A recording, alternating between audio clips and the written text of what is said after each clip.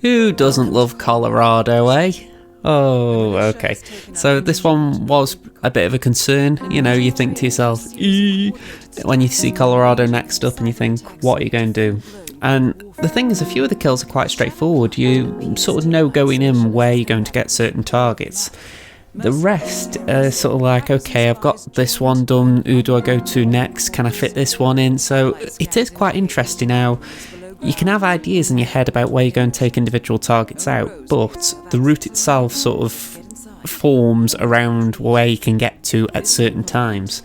So for instance, target A might be in one place at one point, but when you get there, they're in place B. So it's like I say, it's quite fun, this one, just for trying to get to all four targets at a good time. And you will see I didn't exactly do it well with Penelope, but we'll get to Penelope in a bit. So I've picked up a coin. It's the only thing we can get on master difficulty, and I brought the briefcase with me. Now, inside the briefcase, I bought the explosive phone. I bought the explosive phone just for the simple reason it makes a noise. So it wasn't for explosions or anything like that. It was just because it's good for luring targets, which is what we're going to need. So I've got my gun out. I'm going to take out a couple of cameras here. So camera number one is just on the edge of the barn up ahead. I might have missed that shot, to be fair. We're going to take that one out as well. It says bullet impact notice, but that's someone on the other side of the fence, so by the time they come and investigate, we'll be long gone. So as you can see, there's one more camera we've got to take out, and it's just on the edge of the barn. So we're going to wait for that guard to turn around while the explosive demolitions expert, and we're going to shoot that camera there. So there we go. And the idea is we're just going to go through the window that is just to the right of the camera. So just sneak around the perimeter, use the foliage to hide yourself, and then leap through the window. At this point, we're going to play a game of peekaboo. So Maya's just about to come around this little area, and when she does, we're going to just go, hello there, and get her to come over here. So as you can see, she's walking this way. Stand up. She'll get a good glimpse of you with the gun in your hand, and as soon as you think she's just about to see you, walk away. Now, I was trying something where I put a coin on the ground. That's why I sort of went through the inventory then. I was going through a phase where I was putting a coin on the ground just to cement her place in the room. But the thing is, she actually stays there quite long enough, so she turns to the right. As soon as she turns to the left, get out of the closet, and then fire away. Quite a nice kill. I don't know what you guys think, but it's nice and simple, no fuss, no big lures, just basically tell you there and she'll come and allow herself to be killed. So yeah, kill number one, nice and simple. Kill number two, we've got a bit of jogging to do because the next one up is Ezra, and he's, as you will know, by the house, so we've got to get there. And to do that, we're going all the way around pretty much. So we're just going to crouch run across this entire area, get to the foliage, then we're going to go pretty much straight across to the orchard area. So there's two guards that are just going to pass by, we're going to let them. I wish I could have slowed them down or made them turn around, but the thing is, there's more chance they'd see me, so it's best just letting them wait and walk by. So yeah, we're just going to sneak around this area. There's a lot of sneaking in Colorado, you might be surprised at that. But yeah, so make a right turn in here. We're going to go through the gap just up ahead, so you're going to have to be a little bit quick. I'd use the blue tarpaulin as a bit of cover, and then once again back in the foliage. So at this point, what we're going to do is we're just using the foliage, which is fantastic by the way in Colorado, to just get to the house a little bit faster. So yeah, we're going to just grab an apricot just because they're handy, leap over the apricot box, and at this point we just gotta wait for Penelope. Oh no, it's not Penelope's guards, but basically the guards in this area where Penelope goes to. We just gotta wait for them to get into a better position, because as things stand, if I were to run out of the foliage now, they would see me. Or if they didn't see me completely, they would see enough of me to make me have to spin around in circles trying to avoid them. So it's much better if I just wait a moment until they're all looking somewhere else. The way we know this is that there's a guard who's drinking coffee, as you can see, just on the like in the middle section, but on the right of the two. He's just put the coffee cup down, he's about to walk away. That's when we go. So just walk up, we're going to walk up this ramp here and stop here just for the fact that the guard up there is turning around. As soon as he's got his back to you though, walk up to him. At this point again, what we're going to do is go all the way up to him and subdue him over the box thing. As soon as we've done that, put his body in the crate. And yeah, this is pretty much simple where we're going up to now. So briefcase, pick up the gun. Well, actually no, you can leave the gun, to be fair. Yeah, so just throw the briefcase. Or did I throw the phone? No, I threw the phone. Okay, so I'll get the guard's attention. He'll go to investigate. He'll see the gun, take the gun away, and at that point we're going to just grab Ezra's attention. So yeah, it's so simple this as far as how to get him. It's all about just where he is in the route, and if I remember right, because I am watching this for the first time in a few weeks, I believe he's just coming back from the barn, I think it is.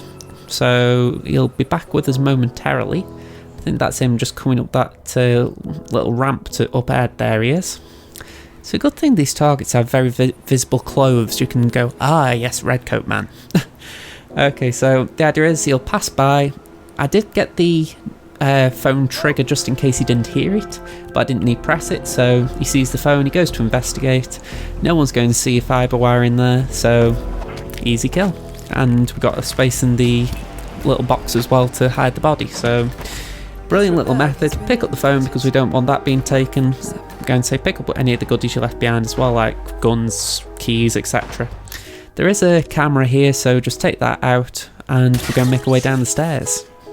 At this point there is a guard in the room, so we're going to have to knock him out as soon as we get in. That's why I've got the phone in hand. I'm going to use that to knock him out. That's another little thing I'm enjoying about Hitman 2. Items you couldn't throw in the previous game you can, so I am loving the idea you can throw a phone and knock someone out.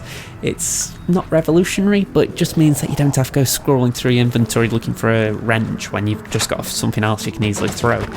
So, another little thing, but I'm loving it. Anyway, once again, pick up the goodies because there are going to be people coming down here, and even though it's unlikely they'll see it, you still don't want them to see it. So, as you can see at this point, Sean Rose is just looking at the clock, so we're going to grab his attention. So, we're going through the briefcase. That should get Sean's attention to come down to this area. At that point, as soon as he's in the area, we're going to use the phone to draw him further in. So, there we go, there's the explosive phone. And as you can see, he was just about to walk away, then he heard the phone. So you just have to do like a double lure with that. It's not great, but it works. Now this is where I use a mechanic of Hitman 2 where it doesn't matter if the target sees you as long as you kill them before they raise the alarm. So this works out perfectly. It's the idea that I don't want to hide Sean's body, so I'm just going to drag him away, by the way. But yeah, that was a perfect kill because it didn't matter, he was dead before he could open his mouth, so it doesn't matter that he saw me. Anyway, Penelope's here, and I really wanted to try and use the same method, but for some reason it didn't work. I think the idea is, if I'd have done the briefcase again, she would have come. But because I threw the phone, she sort of got a bit wary of answering it. It was like, really? Do I go for phones? Very awkward. I think if I'd have thrown the briefcase and then sort of dialed the phone, like I did with Sean, she would come straight down, I could have killed her, and I'd have exited straight away. As it turns out, I'm upped up a bit. So, yeah, instead of her going down for the phone, she sends one of her cronies to go and investigate it, and that wasn't what we wanted. If anything, it did cause a problem, because then I had to hide his body. So, yeah, this could have been much cleaner. I mean, the way I'm seeing it is 3 out of 4. I did very clean, very smooth, and then Penelope just mucked it up a little bit. I really should have re-recorded this one. I mean, I should have done Bangkok. Not Bangkok. That was actually the one I'm quite comfortable with. I feel I should have re-recorded Marrakesh and Sapiens of watching them back, but Colorado, I'm not particularly upset over it. Colorado's a hard level, so yeah, it's just one of those timing issues where you think, if I'd have got more time to make this entire montage, I would have spent more time refining this little bit, but I want to make sure I got the route out fairly soon, so yep, as it turns out, that was the cost. Yeah, she even sends Akka to go and investigate, and it's like, really? You're not even waiting for guards now, you're just sending the hired help? So, yeah, she was being a right VIP. I wish I could say much more, but there's not much more to say. She just waffles on for now for about 2 minutes. So I'm going to save you that, and I'm going to skip ahead to when I actually kill her. So, see you in a moment.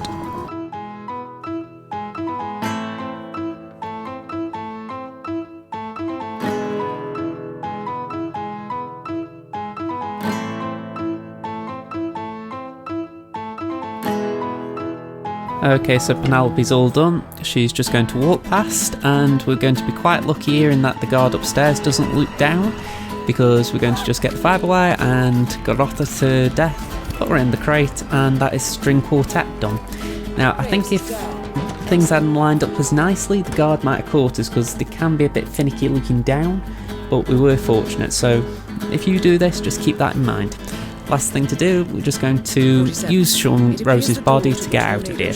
Now, if you have played Colorado recently, you'll know that you don't have to exit via the bunker anymore, but I was used to it, so I just tried doing it this way as usual, and yeah, you can just head for the exit. So, thank you very much for watching. If you enjoyed the video, hit the like button, subscribe to the channel, and I'll see you in the next video. This has been Josh from JJ's Productions. Bye for now, folks.